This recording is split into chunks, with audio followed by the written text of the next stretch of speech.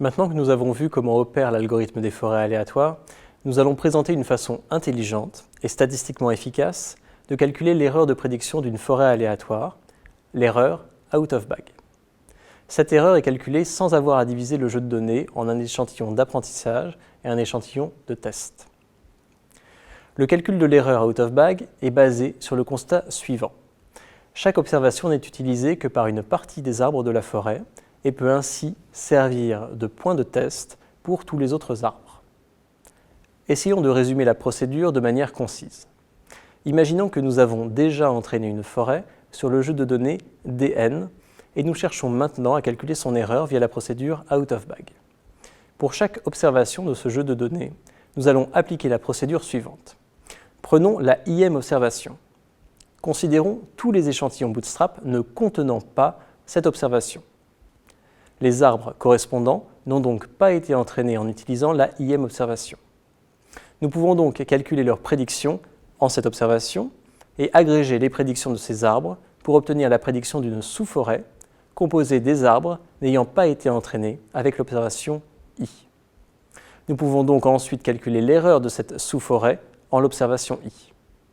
Par conséquent, pour chaque observation, nous pouvons facilement calculer l'erreur d'une sous-forêt composée des arbres n'utilisant pas cette observation dans leur construction. Les erreurs ainsi obtenues peuvent être moyennées pour obtenir l'erreur out of bag. Cette procédure ne requiert pas de diviser le jeu de données en un échantillon train et test. Chaque donnée est utilisée par une partie des arbres et intervient donc dans la construction de la forêt. La procédure out of bag utilise le fait que chaque observation n'entre pas dans la construction de tous les arbres de la forêt et peut ainsi être considérée comme une observation de test pour les arbres ne l'ayant pas utilisée. De plus, cette méthode est facilement parallélisable, l'erreur étant calculée pour chaque observation séparément. Par ailleurs, lorsque le nombre d'arbres tend vers l'infini, l'erreur out of bag est équivalente à l'erreur de la forêt, calculée sur un jeu de test. En effet, remarquez que l'erreur out of bag ne correspond pas à l'erreur de la forêt. Elle correspond à l'erreur en prédiction d'un sous-ensemble d'arbres de la forêt, ce sous-ensemble dépendant de l'observation en laquelle l'erreur est calculée. C'est donc un inconvénient de la méthode. Si le nombre d'arbres est trop petit, la procédure out of bag ne permet pas de rendre compte fidèlement de l'erreur de la forêt sur un jeu de test. Voici comment fonctionne la procédure out of bag en images. Imaginons qu'une forêt a déjà été entraînée sur le jeu de données dn. Voici le schéma d'une telle forêt. Considérons maintenant la première observation du jeu de données dn.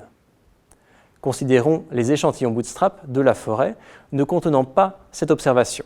Par exemple, le premier échantillon Bootstrap, certains autres et le dernier. Pour tous les arbres correspondants, nous allons calculer la prédiction en la première observation x1 du jeu de données. Nous allons ensuite agréger ces prédictions par la moyenne ou le vote majoritaire et obtenir la prédiction out of bag de la forêt pour le point x1. Comme nous avons également accès à la véritable étiquette y1 de l'observation, nous pouvons calculer la perte associée à la prédiction out of bag pour la première observation. Tout ce que nous avons fait pour la première observation, nous le répétons pour la deuxième observation x2. Nous considérons ainsi tous les échantillons Bootstrap ne contenant pas x2. Pour tous les arbres correspondants, nous allons calculer les prédictions de ces arbres en x2. Nous agrégeons ensuite ces prédictions par la moyenne ou le vote majoritaire pour obtenir la prédiction out of bag de la forêt pour le point x2. Nous pouvons ainsi calculer l'erreur out of bag pour la deuxième observation. Nous pouvons répéter cette procédure pour chaque observation et ainsi obtenir n erreurs. Ces erreurs peuvent ensuite être moyennées afin d'obtenir l'erreur out of bag. Toutes les étapes de la procédure de calcul de l'erreur out of bag sont décrites précisément sur ce slide. Ce n'est rien d'autre que la formulation mathématique du slide précédent.